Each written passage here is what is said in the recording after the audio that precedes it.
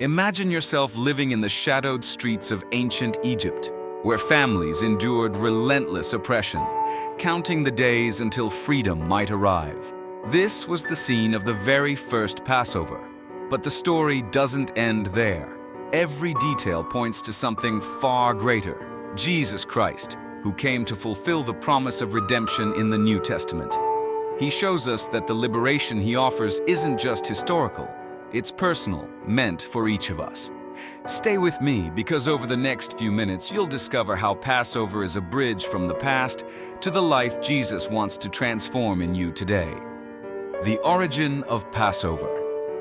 Before the Israelites were freed, God sent a series of powerful signs across Egypt, known as the 10 plagues, proving that no earthly power could thwart his plan. The Nile turned to blood, frogs filled homes and streets, swarms of flies and lice spread confusion and fear. Livestock perished, famine struck locusts, devoured crops, and darkness covered the land. The 10th plague, the death of the firstborn, brought unimaginable sorrow, leaving families trembling with grief. Amid this, God established the first Passover.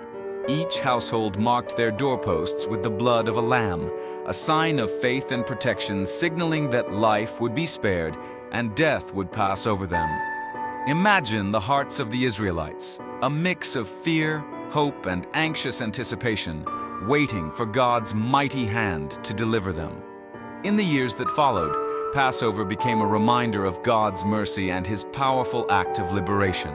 The first Passover wasn't merely a celebration, it was a symbol of God's plan of redemption, pointing forward to Jesus, the ultimate Lamb, who would bring lasting freedom to all who believe. In the Old Testament, Passover represents physical liberation. In the New Testament, it's fulfilled in Jesus, who frees us from the bondage of sin. If reflecting on the true meaning of Passover is inspiring you, go ahead and hit the like button. It helps share this message with more people. And check the description for a link to a Bible that can guide you deeper into God's Word and strengthen your journey of faith. Jesus' Passover.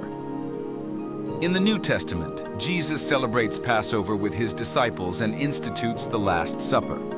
The bread represented his body, and the wine symbolized his blood, poured out for the forgiveness of sins. During that meal, you can imagine the disciples' hearts, reverence, confusion, and a shadow of sadness, as Jesus spoke. This is my blood of the new covenant, poured out for many for the forgiveness of sins. After the supper in the Garden of Gethsemane, we see the full depth of his humanity: anguish, intense prayer, and complete surrender to God's will. He knew the suffering ahead, yet he did not shrink from his purpose. Judas betrayed him, the disciples fled, and he was arrested, tried, and sentenced to die on the cross. On the way to Golgotha, we can feel the weight of the cross, the hush of the crowd, the tension and despair surrounding him. On Saturday, the tomb lay silent, not only because of the Sabbath law, but as a moment of collective grief, reflection, and expectancy. Then came Sunday, the tomb was empty, and angels announced the resurrection. The disciples' astonishment, joy, and renewed hope echo even today, reminding us that we too can experience this life-changing victory. In this moment, Passover is fulfilled in Jesus, the perfect Lamb, sinless and victorious, who brings freedom not only from suffering but from the chains of sin.